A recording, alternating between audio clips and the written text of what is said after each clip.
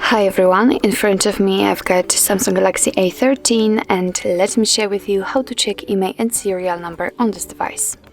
So basically we've got two different ways to check those numbers. The first one is using a secret code and the second is using the settings.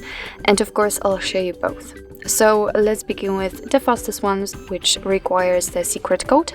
Let's enter the dialer because this is the place where we can enter it, and the code is *#06#. And as you can see, by this code you are provided with both IMEI numbers and also a serial number attached to this device. So let me tap on OK and let me show you another way to check those numbers. It will be quite useful if for some reason the secret code won't work, then you will still be able to check those numbers. So let's enter the settings.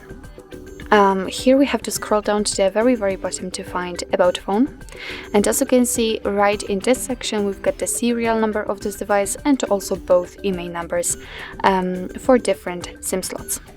So actually this is it. This is how to check IMEI and serial number using two different ways in your Samsung Galaxy A13. Thank you so much for watching. I hope that this video was helpful, and if it was, please hit the subscribe button and leave the thumbs up.